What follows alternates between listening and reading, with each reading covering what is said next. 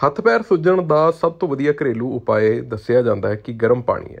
ਗਰਮ ਪਾਣੀ ਦੇ ਵਿੱਚ ਤੁਸੀਂ ਨਮਕ ਮਿਲਾ ਕੇ ਨਾਲ ਉਹਦੇ ਵਿੱਚ ਥੋੜ੍ਹਾ ਜਿਹਾ ਸਰੋਂ ਦਾ ਤੇਲ ਮਿਲਾ ਲੈਂਦੇ ਹੋ ਅਤੇ ਉਸ ਤੋਂ ਬਾਅਦ ਉਹਦੇ ਸੇਕਦੇ ਹੋ ਜਾਂ ਉਹਦੇ ਵਿੱਚ ਤੁਸੀਂ ਆਪਣੇ ਪੈਰ ਭਿਓ ਕੇ ਰੱਖਦੇ ਹੋ ਅਤੇ ਉਹਨਾਂ ਨੂੰ ਪੂੰਝ ਕੇ ਜੇ ਤੁਸੀਂ ਸਿੱਧਾ ਆਪਣੇ ਬਿਸਤਰੇ ਦੇ ਵਿੱਚ ਚਲੇ ਜਾਂਦੇ ਹੋ ਤਾਂ ਦੱਸਿਆ ਜਾਂਦਾ ਕਿ ਪੈਰਾਂ ਨੂੰ ਬਹੁਤ ਜ਼ਿਆਦਾ ਆਰਾਮ ਮਿਲਦਾ। ਜਿਨ੍ਹਾਂ ਦੇ ਕਈਆਂ ਦੇ ਪੈਰ ਠੰਡ ਦੇ ਵਿੱਚ ਸੁੱਜ ਜਾਂਦੇ ਨੇ ਜਾਂ ਜਿਨ੍ਹਾਂ ਦੇ ਦੁਖਣੇ ਸ਼ੁਰੂ ਹੋ ਜਾਂਦੇ ਨੇ, ਉਹ ਲੋਕ ਇਹ ਉਪਾਅ ਤੋਂ ਜਾਣੂ ਹੋਣਗੇ। ਪਰ ਇਹਦਾ ਅਸਲੀ ਤਰੀਕਾ ਕੀ ਹੈ, ਆਓ ਅੱਜ ਆਪਾਂ ਉਹਦੀ ਗੱਲ ਕਰਦੇ ਹਾਂ। ਆਯੁਰਵੇਦਾ ਇਸ ਸਾਰੇ ਵਿਧੀ ਨੂੰ ਗਰਮ ਪਾਤ ਸਨਾਨ ਦਾ ਨਾਮ ਦਿੰਦਾ, ਯਾਨੀ ਕਿ ਹੌਟ ਫੁੱਟ ਬਾਥ। ਹੁਣ ਇਹ ਵਿਧੀ ਕਰਨ ਲਈ ਸਾਨੂੰ ਜ਼ਿਆਦਾ ਕੁਛ ਨਹੀਂ ਚਾਹੀਦਾ। ਤੁਹਾਨੂੰ ਚਾਹੀਦੀ ਹੈ ਇੱਕ ਬਾਲਟੀ, ਇੱਕ ਕੰਬਲ, ਇੱਕ ਤੌਲੀਆ ਅਤੇ ਨਾਲ ਹੀ ਨਾਲ ਬੈਠਣ ਵਾਸਤੇ ਇੱਕ ਕੁਰਸੀ। ਜਿਹੜੇ ਵਿਅਕਤੀ ਨੇ ਇਹ ਵਿਧੀ ਕਰਨੀ ਹੈ ਉਹ ਪਹਿਲਾਂ ਸਿਰ ਇਸ਼ਨਾਨ ਕਰ ਆਵੇ, ਯਾਨੀ ਕਿ ਵਾਲ ਆਪਣੇ ਧੋ ਲੈਣੇ ਨੇ। ਨੋਰਮਲ ਪਾਣੀ ਨਾਲ ਧੋਣੇ ਨੇ, ਗਰਮ ਪਾਣੀ ਨਾਲ ਨਹੀਂ ਧੋਣੇ। ਉਹਨਾਂ ਨੂੰ ਥੋੜ੍ਹੇ ਜਿਹੇ ਸੁਕਾ ਕੇ ਤੁਸੀਂ ਜਿਵੇਂ ਬੰਨ੍ਹ ਕੇ ਤੌਲੀਆ ਰੱਖਦੇ ਹੋ ਉਸੇ ਤਰ੍ਹਾਂ ਉਹ ਗਿੱਲਾ ਤੌਲੀਆ ਤੁਸੀਂ ਸਿਰ ਦੇ ਉੱਪਰ ਬੰਨ੍ਹ ਕੇ ਰੱਖਣਾ। ਜ਼ਿਆਦਾ ਗਿੱਲਾ ਨਹੀਂ ਹੋਣਾ ਚਾਹੀਦਾ। 3/4 ਪਾਣੀ ਹੈ ਉਹ ਭਰ ਕੇ ਤੁਸੀਂ ਬਾਲਟੀ ਦੇ ਵਿੱਚ ਰੱਖ ਲੈਣਾ। ਬਾਲਟੀ ਜਾਂ ਡਰਮ ਦੇ ਵਿੱਚ ਪਾਣੀ ਭਰਨ ਤੋਂ ਬਾਅਦ ਤੁਸੀਂ ਇਹ ਪੱਕਾ ਕਰਨਾ ਕਿ ਜਿਹੜਾ ਤਾਪਮਾਨ ਹੈ ਉਹ ਪਾਣੀ ਦਾ 112 ਫਾਰਨਹੀਟ ਡਿਗਰੀ ਤੋਂ ਉੱਪਰ ਨਾ ਜਾਵੇ, ਉਸ ਤੋਂ ਥੱਲੇ ਵੀ ਨਹੀਂ ਆਉਣਾ ਚਾਹੀਦਾ। ਇਸ ਕਰਕੇ ਤੁਸੀਂ ਇਹਦੇ ਵਿੱਚ ਥੋੜ੍ਹਾ ਥੋੜ੍ਹਾ ਗਰਮ ਪਾਣੀ ਐਡ ਕਰਦੇ ਰਹੋ। ਸੋ ਤੁਸੀਂ ਆਪਣੀ ਕੁਰਸੀ ਦੇ ਉੱਪਰ ਬੈਠ ਕੇ ਪੈਰ ਇਸ ਬਾਲਟੀ ਜਾਂ ਡਰਮ ਦੇ ਵਿੱਚ ਪਾ ਲੈਣੇ ਨੇ।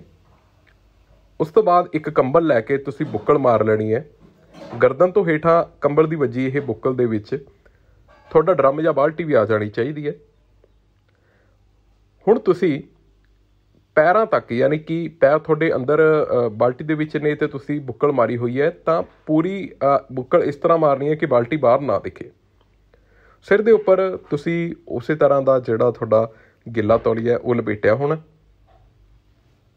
ਉਦੋਂ ਤੱਕ ਤੁਸੀਂ ਪਾਣੀ ਇਹਦੇ ਵਿੱਚ ਐਡ ਕਰਦੇ ਰਹਿਣਾ ਜਦੋਂ ਤੱਕ ਤੁਹਾਡੇ ਮੱਥੇ ਦੇ ਉੱਤੇ ਸ਼ਿਕੰਜ ਨਾ ਆ ਜਾਵੇ, ਯਾਨੀ ਕਿ ਮੱਥੇ ਦੇ ਉੱਤੇ ਤਰੇਲੀ ਨਾ ਆ ਜਾਵੇ। ਜਦੋਂ ਤੁਹਾਡੇ ਤਰੇਲੀਆਂ ਆਉਣੀਆਂ ਸ਼ੁਰੂ ਹੋ ਗਈਆਂ, ਤੁਹਾਨੂੰ ਪਸੀਨਾ ਆਉਣਾ ਸ਼ੁਰੂ ਹੋ ਗਿਆ, ਤੁਸੀਂ ਸਮਝ ਲੈਣਾ ਕਿ ਇਹ ਵਿਧੀ ਆਪਣਾ ਕੰਮ ਕਰਨਾ ਸ਼ੁਰੂ ਕਰ ਚੁੱਕੀ ਹੈ। 5 ਤੋਂ 15 ਮਿੰਟ ਤੱਕ ਹੀ ਇਹ ਵਿਧੀ ਤੁਸੀਂ ਕਰਨੀ ਹੈ। ਇਸ ਤੋਂ ਕਰਨ ਤੋਂ ਬਾਅਦ ਤੁਸੀਂ ਆਪਣਾ ਪੈਰ ਪੂੰਝ ਕੇ ਅਤੇ ਫਿਰ ਆਪਣੇ ਗਰਮ ਬਿਸਤਰੇ ਦੇ ਵਿੱਚ ਚਲੇ ਜਾਣਾ। ਇਸ ਤੋਂ ਬਾਅਦ ਤੁਸੀਂ ਆਪਣੇ ਹੱਥ ਪੈਰ ਉਸੇ ਗਰਮ ਤੌਲੀਏ ਦੇ ਨਾਲ ਸਾਫ਼ ਕਰ ਲੈਣੇ ਨੇ। ਪੂਰਾ ਸਰੀਰ ਉਸੇ ਗਰਮ ਤੌਲੀਏ ਦੇ ਨਾਲ ਸਾਫ਼ ਕਰ ਲੈਣਾ ਜਿਹੜਾ ਤੁਸੀਂ ਸਿਰ ਦੇ ਉੱਪਰ ਰੱਖਿਆ ਹੋਇਆ ਸੀ। ਹੁਣ ਇਹਦੇ ਫਾਇਦੇ ਕੀ ਹੁੰਦੇ ਨੇ? ਤੁਹਾਡਾ ਜਿਹੜਾ ਬੁਖਾਰ ਹੈ ਉਹ ਉਤਰ ਜਾਏਗਾ। ਇਸ ਤੋਂ ਬਾਅਦ ਜੇਕਰ ਤੁਹਾਨੂੰ ਸ਼ਿਕਾਇਤ ਰਹਿੰਦੀ ਹੈ ਹਾਈ BP ਦੀ, ਤਾਂ ਤੁਸੀਂ ਇਹ ਵਿਧੀ ਜ਼ਰੂਰ ਯੂਜ਼ ਕਰਨੀ ਹੈ। ਇਹਦੇ ਨਾਲ ਹੀ ਨਾਲ ਜੇਕਰ ਤੁਹਾਡੇ ਅਸਥਮਾ ਦਾ ਅਟੈਕ ਹੈ, ਜਿਹਨੂੰ ਅਸੀਂ ਐਜ਼ਮਾ ਵੀ ਕਹਿ ਦਿੰਦੇ ਹਾਂ ਜਾਂ ਜਿਹਨੂੰ ਦਮੇ ਦੀ ਬਿਮਾਰੀ ਕਹਿ ਦਿੰਦੇ ਹਾਂ, ਜੇਕਰ ਦਮੇ ਦਾ ਅਟੈਕ ਆਉਂਦਾ ਤਾਂ ਤੁਸੀਂ ਇਹ ਵਿਧੀ ਕਰ ਸਕਦੇ ਹੋ। ਇਹਦੇ ਨਾਲ ਤੁਹਾਨੂੰ ਫਰਕ ਪਏਗਾ। ਖਾਂਸੀ, ਜ਼ੁਕਾਮ ਅਤੇ ਨਾਲ ਹੀ ਨਾਲ ਗਠੀਏ ਦੇ ਰੋਗਾਂ ਲਈ ਵੀ ਇਹ ਵਿਧੀ ਬਹੁਤ ਜ਼ਿਆਦਾ ਲਾਭਦਾਇਕ ਹੈ। ਗੱਲ ਕਰ ਲਈਏ ਜੇਕਰ ਤੁਹਾਡੇ ਦੰਦਾਂ ਵਿੱਚ ਦਰਦ ਹੈ, ਤੁਹਾਡੀ ਜਾੜ ਦੁਖਦੀ ਹੈ, ਤੁਹਾਡੀ ਅਕਲ ਜਾੜ ਆ ਰਹੀ ਹੈ, ਵਿਜ਼ਡਮ ਟੂਥ ਜਿਹਨੂੰ ਕਹਿ ਦਿੰਦੇ ਹਾਂ, ਇਹ ਸਾਰੇ ਦਰਦਾਂ ਦੇ ਵਿੱਚ ਵੀ ਇਹ ਵਿਧੀ ਬਹੁਤ ਜ਼ਿਆਦਾ ਕਾਮਯਾਬ ਮੰਨੀ ਗਈ ਹੈ। ਆਯੁਰਵੇਦ ਦੀ ਮੰਨੀਏ ਤਾਂ ਇਹ ਵਿਧੀ ਦੇ ਨਾਲ ਨਾਲ ਵਾਰਮ ਫੁੱਟ ਬਾਥ, ਯਾਨੀ ਕਿ ਸੌਮਿਆ ਪਾਦ ਸਨਾਨ, ਯਾਨੀ ਕਿ ਗੁਣਗੁਣੇ ਪਾਣੀ ਦੇ ਨਾਲ ਵਿਧੀ ਕਰ ਲੈਂਦੇ ਹੋ ਤਾਂ ਉਹਦੇ ਨਾਲ ਵੀ ਤੁਹਾਨੂੰ ਬਹੁਤ ਜ਼ਿਆਦਾ ਫਰਕ ਪੈਂਦਾ ਹੈ। ਗੁਣਗੁਣੇ ਪਾਣੀ ਵਾਲੀ ਵਿਧੀ ਦੇ ਵਿੱਚ ਤੁਸੀਂ ਕਰਨਾ ਕੀ ਹੈ ਕਿ ਤੁਸੀਂ 10 ਤੋਂ 15 ਮਿੰਟ ਪੈਰ ਉਸੇ ਤਰ੍ਹਾਂ ਭਿਉਂ ਕੇ ਰੱਖਣੇ ਨੇ ਜਿਸ ਤਰ੍ਹਾਂ ਦੇ ਨਾਲ ਆਪਾਂ ਪਹਿਲਾਂ ਵਾਲੀ ਵਿਧੀ ਦੇ ਵਿੱਚ ਕੀਤਾ ਹੈ।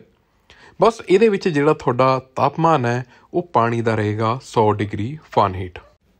ਆਓ ਹੁਣ ਡਿਟੇਲ ਦੇ ਵਿੱਚ ਗੱਲ ਕਰਦੇ ਹਾਂ ਕਿ ਇਹ ਵਿਧੀ ਕਰਨੀ ਕਿਵੇਂ ਹੈ। ਤੁਸੀਂ ਇੱਕ ਟੱਬ ਜਾਂ ਬਾਲਟੀ ਦੇ ਵਿੱਚ 100 ਡਿਗਰੀ ਫਾਰਨਹੀਟ ਦੇ ਤਾਪਮਾਨ ਤੱਕ ਦਾ ਪਾਣੀ ਪਾ ਲੈਣਾ। ਜਿਹੜਾ ਵੀ ਰੋਗੀ ਹੈ ਉਹਨੂੰ 1 ਜਾਂ 2 ਗਲਾਸ ਗਰਮ ਪਾਣੀ ਪਿਲਾ ਕੇ ਇੱਕ ਸਟੂਲ ਦੇ ਉੱਤੇ ਬਿਠਾ ਲਓ। ਪੈਰਾਂ ਨੂੰ ਪਾਣੀ ਦੇ ਵਿੱਚ ਪਾ ਲਓ। ਜਿਵੇਂ ਆਪਾਂ ਪਹਿਲਾਂ ਕੀਤਾ ਸੀ ਉਸੇ ਤਰ੍ਹਾਂ ਚਾਰੋਂ ਤਰਫ ਤੋਂ ਕੰਬਲ ਦੀ ਬੁੱਕਲ ਮਾਰ ਕੇ ਬਾਲਟੀ ਜਾਂ ਟੱਬ ਨੂੰ ਤੁਸੀਂ ਲੁਕੋ ਲੈਣਾ। 10 ਤੋਂ 15 ਮਿੰਟ ਤੱਕ ਤੁਸੀਂ ਪੈਰ ਪਾਣੀ ਦੇ ਵਿੱਚ ਰੱਖਣੇ ਨੇ। ਪਾਣੀ ਦੇ ਵਿੱਚੋਂ ਨਿਕਾਲਣ ਤੋਂ ਬਾਅਦ ਤੁਸੀਂ ਸਪੰਜ ਬਾਥ ਪੈਰ ਨੂੰ ਦੇ ਸਕਦੇ ਹੋ ਠੰਡੇ ਪਾਣੀ ਦੇ ਨਾਲ। ਉਸ ਤੋਂ ਬਾਅਦ ਰੋਗੀ ਨੂੰ ਆਰਾਮ ਕਰਨ ਦਿਓ। ਪਸੀਨਾ ਆਉਣ ਦੇ ਉੱਤੇ ਠੰਡੇ ਪਾਣੀ ਦੇ ਨਾਲ ਤੁਸੀਂ ਨਹਾ ਲੈ ਸਕਦੇ ਹੋ ਜਾਂ ਸਪੰਜ ਬਾਥ ਵੀ ਕਰ ਸਕਦੇ ਹੋ। ਇਹ ਇਸ਼ਨਾਨ ਤੁਸੀਂ ਦਿਨ 'ਚ ਰਾਤ ਨੂੰ ਸੌਣ ਤੋਂ ਪਹਿਲਾਂ ਕਰ ਲੈਣਾ। ਇਹਦੇ ਨਾਲ ਤੁਹਾਡੀ ਜਿਹੜੀ ਇਨਸੋਮਨੀਆ ਦੀ ਪ੍ਰੋਬਲਮ ਹੈ ਜਾਂ ਜਿਹੜੀ ਤੁਹਾਨੂੰ ਨੀਂਦ ਨਹੀਂ ਆਉਂਦੀ ਉਹ ਬਿਲਕੁਲ ਠੀਕ ਹੋ ਜਾਏਗੀ। ਜਿਨ੍ਹਾਂ ਦੇ ਪੈਰਾਂ ਦੇ ਵਿੱਚ ਖੂਨ ਦਾ ਦੌਰਾ ਘੱਟ ਹੁੰਦਾ ਜਾਂ ਜਿਨ੍ਹਾਂ ਨੂੰ ਪੈਰ ਸੁੱਜਣ ਦੀ ਜਾਂ ਪੈਰ ਦੁਖਣ ਦੀ ਪ੍ਰੋਬਲਮ ਠੰਡ ਦੇ ਵਿੱਚ ਆਉਂਦੀ ਹੈ, ਉਹਨਾਂ ਦੇ ਲਈ ਇਹ ਖਾਸ ਤੌਰ 'ਤੇ ਕੰਮ ਕਰੇਗੀ।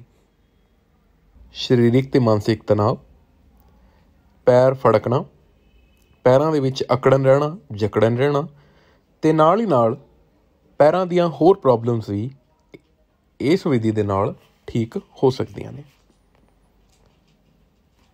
ਇਸ ਤੋਂ ਬਾਅਦ ਆਪਾਂ ਗੱਲ ਕਰ ਲਾਂਗੇ ਕਿ ਕੋਲਡ ਕੂਲ ਫੁੱਟ ਬਾਥ ਜਾਂ ਠੰਡਾ ਸ਼ੀਤਲ ਪਾਦ ਇਸ਼ਨਾਨ ਇਹ ਵਿਧੀ ਕਿਵੇਂ ਕਰਨੀ ਹੈ ਅਤੇ ਇਹ ਵਿਧੀ ਦੇ ਕੀ ਫਾਇਦੇ ਨੇ। ਭਾਰਤੀ ਪਰੰਪਰਾ ਦੀ ਜੇ ਆਪਾਂ ਗੱਲ ਕਰ ਲਈਏ ਤਾਂ ਕੋਈ ਵੀ ਗੈਸਟ ਜਦੋਂ ਆਪਣੇ ਘਰ ਆਉਂਦਾ ਸੀ ਪਹਿਲਾਂ ਤਾਂ ਉਹਦੇ ਪੈਰਾਂ ਨੂੰ ਠੰਡੇ ਪਾਣੀ ਦੇ ਨਾਲ ਧੋਇਆ ਜਾਂਦਾ ਸੀ। ਜੇਕਰ ਗਰਮੀ ਦਾ ਮਾਹੌਲ ਹੁੰਦਾ ਸੀ ਤਾਂ ਗਰਮ ਪਾਣੀ ਨਾਲ ਧੋਇਆ ਜਾਂਦਾ ਸੀ ਜੇਕਰ ਠੰਡ ਦਾ ਮਾਹੌਲ ਹੁੰਦਾ ਸੀ।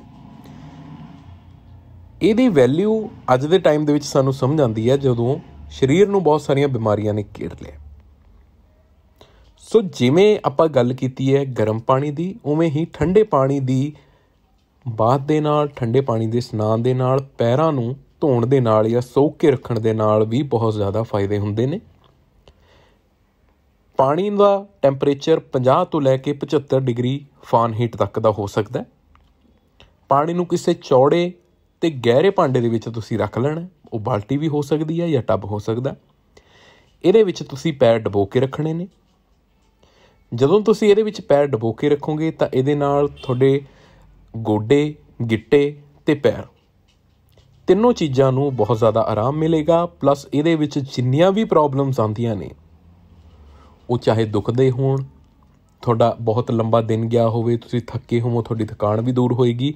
ਨਾਲ ਹੀ ਨਾਲ ਜੇਕਰ ਤੁਹਾਡੇ ਪੈਰਾਂ ਦੇ ਵਿੱਚ ਝੰਜਨਾਹਟ ਟਾਈਪ ਦਾ ਹੁੰਦਾ, ਗੁੱਸਾ ਬਹੁਤ ਜ਼ਿਆਦਾ ਆਉਂਦਾ, ਡਰ ਲੱਗਦਾ ਜਾਂ ਤੁਹਾਨੂੰ ਬਹੁਤ ਜ਼ਿਆਦਾ ਕਮਜ਼ੋਰੀ ਫੀਲ ਹੋ ਰਹੀ ਹੈ ਤਾਂ ਇਹ ਸਾਰੀਆਂ ਪ੍ਰੋਬਲਮਸ ਇਸ ਵਿਧੀ ਦੇ ਨਾਲ ਠੀਕ ਹੋ ਸਕਦੀਆਂ ਨੇ। ਐਂਜ਼ਾਈਟੀ ਦੇ ਵਿੱਚ ਅਤੇ ਜਿਨ੍ਹਾਂ ਲੋਕਾਂ ਨੂੰ BP ਦੀ ਪ੍ਰੋਬਲਮ ਰਹਿੰਦੀ ਹੈ, ਉਹ ਵੱਧਦਾ ਹੋਵੇ ਜਾਂ ਘਟਦਾ ਹੋਵੇ, ਇਹ ਵਿਧੀ ਉਦੋਂ ਬਹੁਤ ਜ਼ਿਆਦਾ ਹੈਲਪ ਕਰ ਸਕਦੀ ਹੈ। ਸੋ ਇਹ ਸੀ ਜੀ ਪਾਣੀ ਦੇ ਨਾਲ ਜੁੜੀਆਂ ਹੋਈਆਂ ਕੁਛ ਵਿਧੀਆਂ, ਜਿਨ੍ਹਾਂ ਨੂੰ ਕਿ ਆਪਾਂ ਪੈਰ ਧੋ ਕੇ ਯੂਜ਼ ਕਰ ਸਕਦੇ ਹਾਂ। ਫੁੱਟ ਬਾਥ ਅਲੱਗ-ਅਲੱਗ ਪਾਣੀ ਦੇ ਟੈਂਪਰੇਚਰ ਦੇ ਨਾਲ, ਉਹਦੇ ਅਲੱਗ-ਅਲੱਗ ਫਾਇਦੇ ਕੀ ਨੇ, ਅਸੀਂ ਤੁਹਾਨੂੰ ਆਪਣੀ ਇਸ ਵੀਡੀਓ ਦੇ ਵਿੱਚ ਦੱਸਿਆ। ਜੇਕਰ ਵੀਡੀਓ ਚੰਗੀ ਲੱਗੀ ਹੋਵੇ ਤਾਂ ਲਾਈਕ ਕਰੋ, ਸ਼ੇਅਰ ਕਰ ਦਿਓ ਆਪਣੇ ਕਿਸੇ ਦੋਸਤ ਦੇ ਨਾਲ, ਹੋ ਸਕਦਾ ਕਿਸੇ ਦੀ ਇਸ ਦੇ ਨਾਲ ਮਦਦ ਹੀ ਹੋ ਜਾਵੇ। ਥੱਲੇ ਕਮੈਂਟ ਕਰਕੇ ਸਾਨੂੰ ਜ਼ਰੂਰ ਦੱਸਿਓ ਆਪਣੀ ਰਾਏ ਅਤੇ ਜੁੜੇ ਰਹੋ ਨਿਊਜ਼ ਏਸ਼ੀਆ ਪੰਜਾਬੀ ਦੇ ਨਾਲ। ਮੈਂ ਬੋਨੀ ਬਿੰਦਰਾ ਜੀ, ਕੱਲ੍ਹ ਤੁਹਾਨੂੰ ਫਿਰ ਮਿਲਦੇ ਹਾਂ। ਧੰਨਵਾਦ।